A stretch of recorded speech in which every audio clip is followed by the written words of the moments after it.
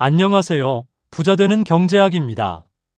오늘은 지금 일어나고 있는 전쟁 이야기를 해보겠습니다. 푸틴은 이미 무너지고 있다. 세계 권력 지도가 동시에 흔들리는 진짜 이유. 오늘 뉴스에서 러시아 얘기, 중동 얘기, 대만 얘기를 각각 따로따로 보셨나요?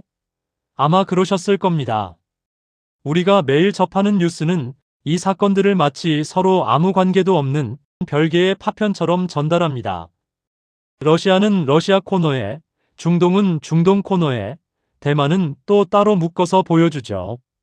하지만 여러분, 그건 지도를 보는 방법이 잘못된 겁니다. 지금 지구 위에서 벌어지고 있는 이 세 개의 거대한 사건들은 서로 완전히 분리된 게 아닙니다. 이건 하나의 거대한 시스템이 동시에 여러 곳에서 균열을 일으키고 있는 겁니다. 마치 댐 하나의 균열이 생겼는데 그 균열이 이쪽에서도 저쪽에서도 동시에 번져가는 것처럼입니다. 한쪽에서 일어난 오판이 지구 반대편 국가의 안보를 흔들고 한 국가의 경제적 균열이 전 세계 에너지 가격을 폭발시키고 그 폭발이 다시 군사적 긴장을 끌어올리는 이 조용하고도 무서운 연쇄 붕괴라는 것입니다. 오늘 저는 이 연결고리의 처음부터 끝까지 그 뼈대를 완전히 해체해서 보여드리겠습니다. 우리나라에는 어떤 문제가 치명적으로 다가오는지 끝까지 귀 기울여 잘 들어주세요. 첫 번째 균열. 모스크바입니다. 많은 분들이 푸틴을 보면서 이렇게 생각합니다. 저 사람은 절대 안 무너지는 사람이야. 20년 넘게 철권을 휘두르며 반대파를 하나하나 제거하고 언론을 장악하고 선거를 관리해온 사람. 그리고 우크라이나 전쟁을 일으키고도 3년째 버티고 있는 사람. 하지만 지금 크렘린궁 내부에서 벌어지고 있는 일들을 들여다보면 그 단단해 보이는 성벽에 도저히 무시할 수 없는 균열들이 생겨나고 있습니다. 2024년 5월의 일부터 시작하겠습니다. 세르게이 쇼이구. 이 이름을 기억하셔야 합니다. 그는 2012년부터 무려 12년간 러시아 국방부 장관직을 유지해온 인물입니다. 푸틴의 최측근 중에 최측근이었고 러시아 군부 전체를 손아귀에 쥐고 있던 사람이었습니다. 언론에서는 오랫동안 푸틴의 후계자라는 말까지 붙여가며 거론했던 인물이죠. 그런데 2024년 5월 푸틴은 이 쇼이구를 국방장관 자리에서 전격 교체합니다. 공식 발표는 국가안보회의 서기로의 이동이었습니다. 형식상으로 보면 강등이 아닌 이동처럼 포장됐습니다. 그래서 처음에 일부 언론은 이걸 대수롭지 않게 봤습니다. 하지만 진짜 중요한 건 그 다음에 벌어진 일입니다. 쇼이구가 자리를 옮기자마자 그의 최측근 인사들에 대한 수사가 시작됐습니다. 그 중에서 가장 충격적인 인물이 티무르 이바노프입니다. 이바노프는 쇼이구 시절 국방차관을 지낸 인물로 러시아 군부 내에서 쇼이구의 오른팔로 통했습니다. 그런 인물이 뇌물수수 혐의로 전격 체포됐습니다. 미국 전쟁연구소, 즉 ISW는 이 시기에 맞춰 푸틴이 FSB, 정보요원과 군장교 등을 숙청하고 있다는 분석 보고서를 공개적으로 내놨습니다. 그런데 여기서 중요한 질문 하나를 해봐야 합니다. 왜 지금일까요? 전쟁이 한창 진행 중인 상황에서 그것도 전선이 조금씩이나마 러시아에 유리하게 돌아가고 있다는 발표가 나오던 시점에 왜 갑자기 12년간 군부를 이끌었던 장관을 교체하고 그의 측근들을 잡아들이기 시작했을까요? 그 자리에 임명된 인물을 보면 힌트가 보입니다. 안드레이 벨로우소프 전 부총리. 이 사람은 군인이 아닙니다. 경제부 장관 출신의 경제관료입니다. 푸틴의 경제보좌관을 지낸 민간인입니다. 크렘린 대변인 페스코프는 이 인사에 대해 이렇게 설명했습니다. 현재 러시아 상황이 군사 지출, GDP의 7% 이상을 차지했던 1980년대 소련과 유사해지고 있다면서 이 분야 지출을 국가 경제 전반에 맞게 조율할 민간인을 앉혔다고 말했습니다. 정리하자면 이렇습니다. 푸틴은 지금 전쟁의 가장 큰 문제가 군사력 부족이 아니라 돈이라는 것을 정확하게 인식하고 있습니다. 그래서 군인 대신 경제 전문가를 국방장관 자리에 앉힌 겁니다. 그리고 동시에 기존 군부 권력자들을 숙청함으로써 자신에 대한 잠재적 위협 세력을 제거했습니다. 절대 권력자라면 이런 과감한 인사가 가능하겠죠. 하지만 반대로 생각해 보십시오. 12년간 자신과 함께 일한 최측근을 이렇게 갑작스럽게 교체하고 그 주변 인물들까지 체포해야 할 만큼 푸틴은 내부의 무언가를 두려워하고 있다는 뜻이기도 합니다. 권력이 완전히 안정된 지도자는 굳이 자신의 측근을 이런 식으로 처리하지 않습니다. 무언가 그를 불안하게 만드는 게 있다는 겁니다. 그 불안의 정체를 이제 본격적으로 들여다보겠습니다. 바로 경제입니다. 많은 분들이 이런 말을 들어보셨을 겁니다. 서방의 제재에도 러시아 경제는 생각보다 버티고 있다. 심지어 일부 언론에서는 러시아 경제가 회복력을 보여주고 있다는 말도 나왔습니다. 그렇다면 실제 숫자를 보겠습니다. 2024년 러시아 GDP 성장률은 4.3%였습니다. 숫자만 보면 나쁘지 않습니다. 하지만 이 성장의 엔진이 무엇인지를 봐야 합니다. 전쟁입니다. 탱크를 만들고 포탄을 찍어내고 군복을 생산하는 군수 경제가 성장을 견인했습니다. GDP의 7%를 훌쩍 넘는 국방비 지출이 일시적으로 경제 지표를 부풀린 겁니다. 전쟁이 아니었다면 이 성장은 없었습니다. 그리고 그 대가가 이제 본격적으로 청구서로 날아오고 있습니다. 러시아 중앙은행은 치솟는 인플레이션을 잡기 위해 2024년 10월 기준금리를 21%까지 끌어올렸습니다. 이건 러시아 역사상 전례 없는 수준입니다. 한국으로 치면 한국은행이 기준금리를 21%로 올렸다고 생각해 보세요. 기업들이 대출을 받을 수도 없고 받더라도 이자를 감당할 수도 없는 상황이 됩니다. 실제로 그 일이 러시아에서 벌어지고 있습니다. 러시아 중소기업의 75%가 운전자금 대출조차 받기 어렵다는 보고가 나왔습니다. 단순히 투자가 어렵다는 게 아닙니다. 오늘 당장 회사를 운영하기 위해 필요한 돈을 빌리는 것조차 어렵다는 겁니다. 2025년 2분기 고정자산 투자 증가율은 1.5%로 직전 분기의 8.7%에서 급격히 추락했습니다. 제조업 생산 증가율은 2023년 2월 이후 최저 수준을 찍었습니다. 그리고 은행권에서는 이미 심각한 신호가 나오고 있습니다. 러시아 은행 부문의 부실자산 비율이 이미 10%를 넘어섰습니다. 러시아 거시경제 분석센터는 이 수준이면 시스템적 은행 위기 위험이 증가하는 단계라고 경고했습니다. 10%가 넘는 부실자산이란 은행이 빌려준 돈 10개 중 1개 이상이 돌아올 가능성이 없는 돈이라는 뜻입니다. 가장 충격적인 발언은 러시아 내부에서 나왔습니다. 2025년 상트페테르부르크 국제경제포럼에서 막심 레슈트니코프 러시아 경제개발부 장관이 직접 이렇게 말했습니다. 러시아 경제가 경기 침체 직전에 벼랑 끝에 서 있다. 외국의 분석가나 반러시아 세력이 한 말이 아닙니다. 푸틴 정부의 경제장관이 자국 경제포럼에서 직접 꺼낸 말입니다. 결국 4.3% 성장하던 GDP는 2025년 들어 1%대로 급락했습니다. 2025년 3분기에는 전년 대비 0.6% 성장에 그쳤습니다. IMF는 러시아 경제가 올해 약 0.6% 성장에 그칠 것으로 전망하고 있습니다. 이건 다른 신흥시장들의 성장률을 크게 밑도는 수준입니다. CMASF는 2027년 이전에 러시아의 경기 침체 가능성을 배제할 수 없다고 공식 경고했습니다. 그리고 여기에 또 하나의 치명타가 더해지고 있습니다. 에너지 인프라의 파괴입니다. 러시아는 세계 최대 산유국 중 하나입니다. 석유와 가스를 팔아서 나오는 수익으로 전쟁 비용을 충당하는 구조입니다. 그런데 우크라이나는 이 가장 중요한 고리를 직접 겨누기 시작했습니다. 2024년 5월 우크라이나 보안국은 드론을 이용해 우크라이나 국경에서 무려 1200km 떨어진 러시아 서부 바시키르 공화국의 가즈프롬 정유시설을 타격했습니다. 이 드론은 총 1,500km를 날았습니다. 전쟁 발발 이후 우크라이나의 공격 중 최장거리 기록을 경신한 순간이었습니다. 이게 왜 중요하냐고요? 단순한 군사시설이 아닙니다.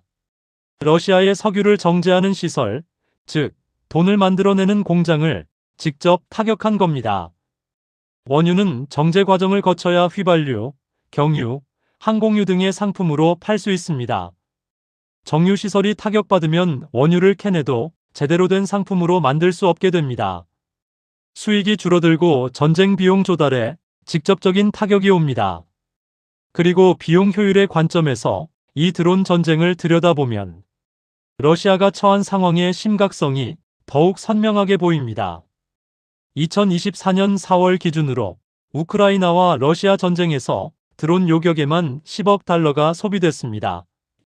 수천만 원짜리 드론 하나를 격추하기 위해 수십억 원에 달하는 요격 미사일이 사용되는 겁니다. 100배가 넘는 비용 격차입니다. 러시아는 방어를 할수록 더 많은 돈이 사라지는 구조에 완전히 갇혀 있습니다. 러시아는 매월 수천 대의 드론을 생산하고 투입하고 있습니다.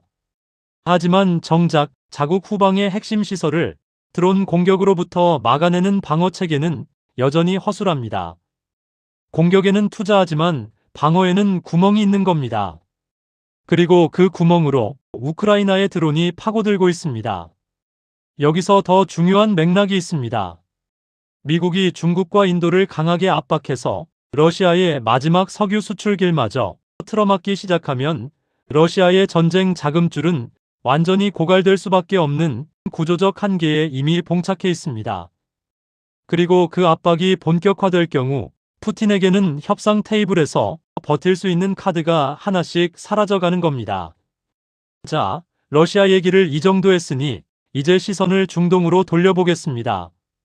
많은 분들이 중동 분쟁을 보면서 이런 생각을 하십니다. 저건 종교 전쟁이야. 수천 년 된 갈등이라 해결이 불가능한 거야. 물론 종교적, 역사적 배경이 없는 건 아닙니다. 하지만 강대국들이 중동에서 이렇게 필사적으로 군사력을 쏟아붓는 이유는 종교가 아닙니다. 에너지입니다. 그리고 그 에너지 통로의 목줄이 바로 호르무즈 해협입니다. 호르무즈 해협은 폭이 가장 좁은 곳이 약 39km밖에 되지 않는 아주 좁은 수로입니다. 하지만 이 좁은 바다를 통해 전 세계 원유 교역량의 약 20%, 액화천 연가스 LNG 교역량의 약 20%가 지나갑니다. 지구상에서 전략적으로 가장 중요한 수로 중 하나입니다. 이란은 이 해협의 북쪽 해안을 장악하고 있습니다. 만약 이란이 이 해협을 봉쇄하거나 항행을 위협한다면 그 영향은 중동에 국한되지 않습니다. 전 세계 에너지 가격이 단숨에 치솟고 그로 인한 인플레이션 충격이 전 세계 경제를 강타합니다. 국제 유가가 배럴당 200달러를 돌파한다는 전망은 과장이 아닙니다. 그래서 미국은 이 해협을 지키기 위해 막대한 군사 자원을 투입하고 있습니다. 항공모함 전단, 구축함, 해병대 병력들이 이 지역에 집결해 있습니다. 하지만 여기서 미국이 처한 딜레마가 시작됩니다. 이란이라는 나라에 대해 서방이 갖고 있는 가장 흔한 오해부터 먼저 짚어야 합니다. 이란 인구의 70%에서 80%가 이슬람 혁명 이후에 태어난 젊은 세대다. 이들은 억압적인 신정체제를 혐오하기 때문에 체제가 내부에서 금방 무너질 것이다. 이런 논리를 많이 들어보셨을 겁니다. 하지만 실제 선거 데이터는 이 단순한 기대를 정면으로 뒤집습니다. 이란의 선거에서 체제 유지를 지지하는 강경 보수 원칙 세력은 여전히 막대한 지지를 받고 있습니다. 개혁파조차 체제 자체를 전면 부정하는 게 아니라 그 체제 내에서의 수정을 요구할 뿐입니다. 이란-이라크 전쟁을 직접 경험한 세대, 혁명을 직접 만들어낸 세대의 경험이 사회 깊은 곳에 뿌리내리고 있고 그 유산이 생각보다 훨씬 강하게 지속되고 있습니다. 다시 말해 이란 체제는 서방이 기대하는 것처럼 내부 모순만으로 쉽게 흔들리지 않습니다.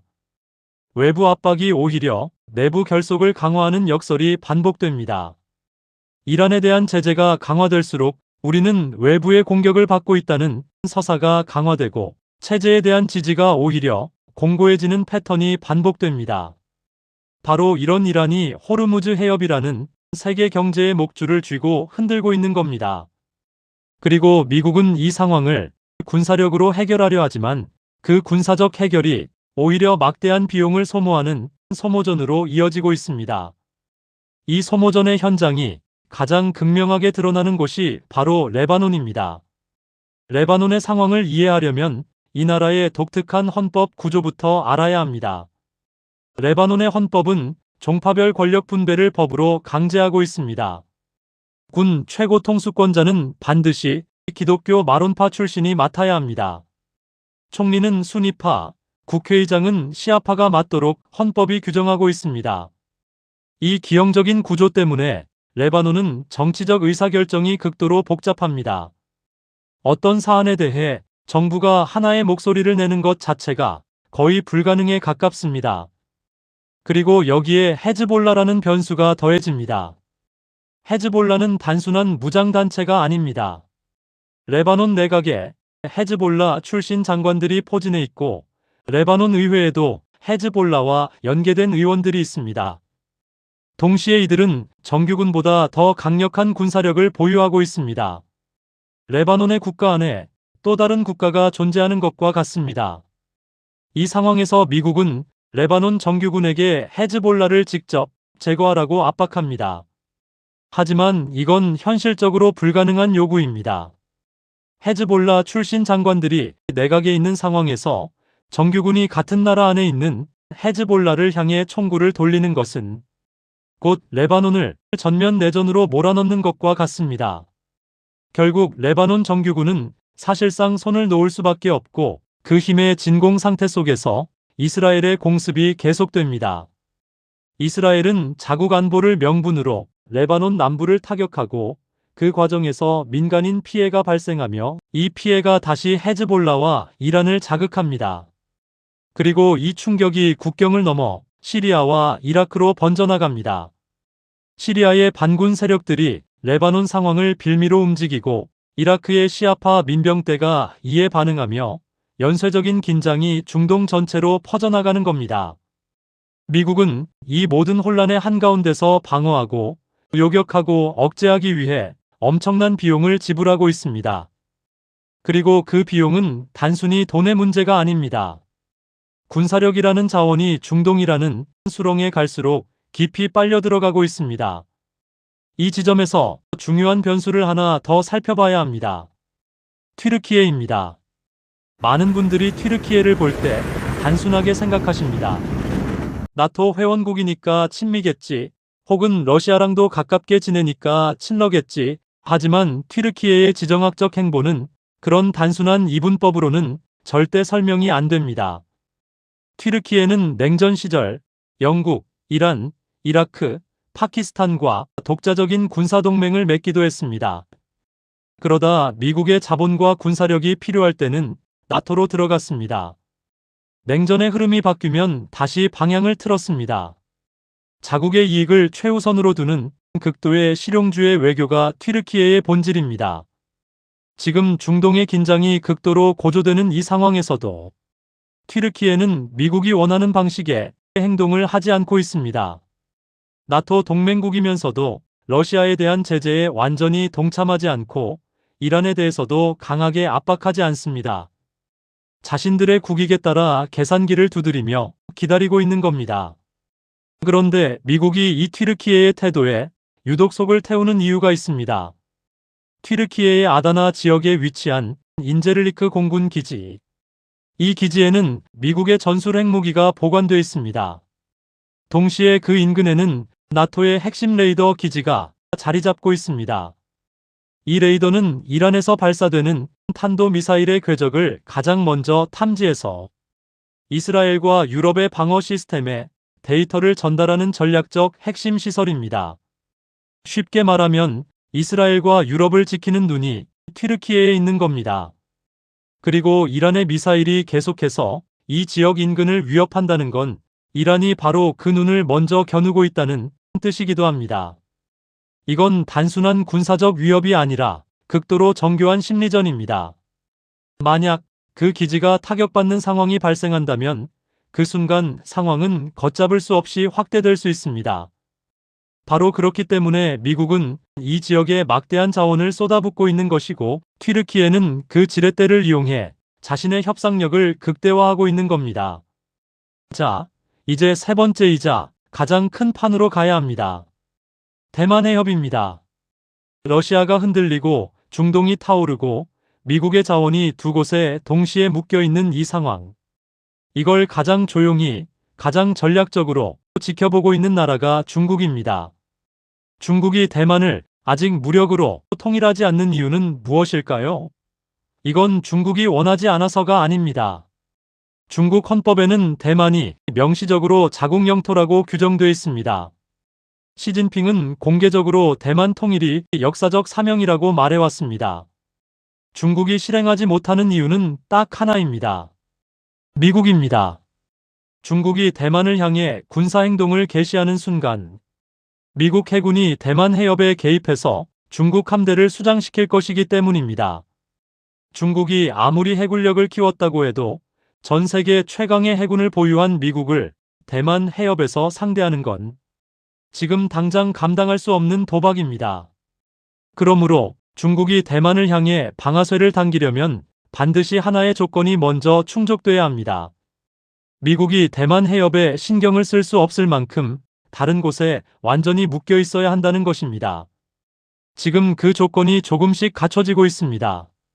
미국의 항공모함 전단과 최정예 해병대가 중동으로 집결하고 있습니다.